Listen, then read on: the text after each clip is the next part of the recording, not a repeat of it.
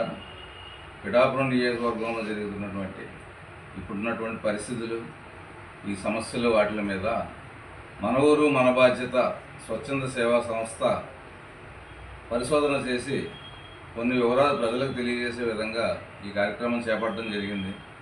ముఖ్యంగా ఈ మధ్యకాలంలో యథేచ్ఛగా గొల్లప్రోలు, రాపర్తి చెరువుల నుండి విపరీతంగా మట్టి చెరువుల నుంచి తవ్వుకోవడం, అది అక్రమంగా ఎక్కడికి వెళుతుందో కూడా తెలియని పరిస్థితుల్లో సుమారుగా ఒక్కొక్క లారీ 50 టన్నులు పైమించి భారీ వాహనాలు ఆ గ్రామాల మధ్య నుంచి తిరగడం, తర్వాత అందరికీ కూడా చాలా ఇబ్బందికరమైన పరిస్థితులు ఏర్పడడం జరిగింది. ముఖ్యంగా ఈ పరిస్థితుల్లో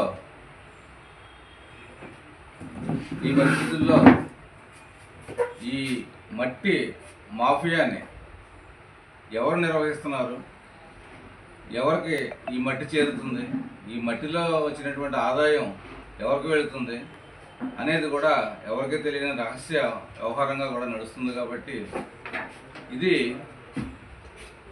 ప్రజలందరూ కూడా నియోజకవర్గంలో ఉండే పిఠాపురం పట్టణంలో ఉండే వీరందరూ కూడా చాలా ఇబ్బందులకు గురయ్యి చాలా అవస్థలు పడుతున్న పరిస్థితుల్లో మేము స్వయంగా ఆ చెరువుల్ని పరిశీలించడం జరిగింది.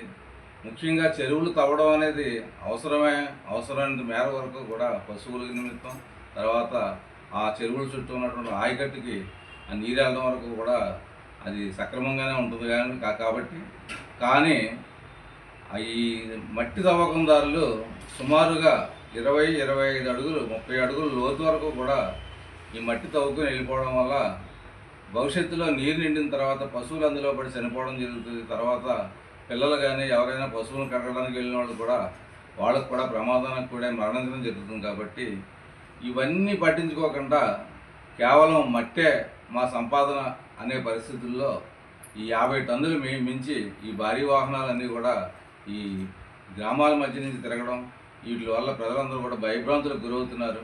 ఈ మధ్యనే మన కొత్తపల్లి మండలంలో ఇసుకపల్లి గ్రామంలో గ్రామస్తులందరూ కూడా కలిసి ఆ లారీల్ని ఆఫ్ చేయడం జరిగింది. ఎంచేతంటే పిల్లలు కానీ, ఆడవాళ్ళు కానీ, ముసలి వాళ్ళు కానీ బయటకు వచ్చినప్పుడు వారు ఈ లారీ కింద చనిపోవడానికి అవకాశం ఉంది. కాబట్టి మా ఊరి నుంచి ఈ మట్టి లారీలు వెళ్ళకుండా ఆపాలని చెప్పేసి వాళ్ళు ప్రయత్నం చేయడం జరిగింది. అదేవిధంగా ఈ మధ్యనే ఒక 2 రోజుల క్రితం పిఠాపురంలో ఒక వికలాంగుడైనటువంటి ఒక కుర్రాడి మీద ఆ మట్టి లారీ వెళ్ళిపోవడం, అతను స్పాట్లో చనిపోవడం కూడా జరిగింది.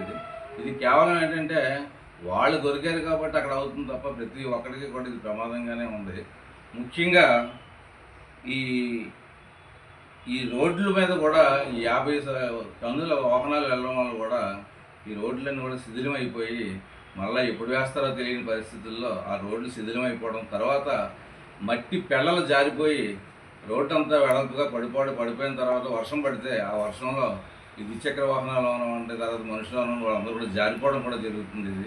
ఇది మేము ప్రత్యక్షంగా చూసాం కాబట్టి ఈ విధంగా చెప్పడం జరుగుతుంది.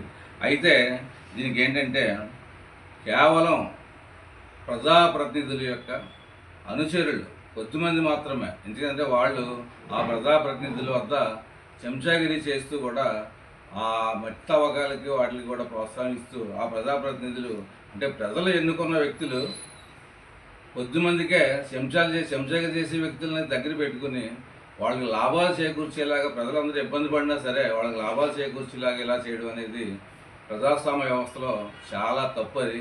అంచేత ఏంటంటే ముఖ్యంగా ఈ చెరువుల నుంచి అమ్ముతున్నటువంటి మట్టి ఎవరి పేరునే అది ఆర్డర్ ఇవ్వడం జరిగింది. ఎంతవరకు తవ్వుకోవచ్చు అని చెప్పేసి ఉన్నది.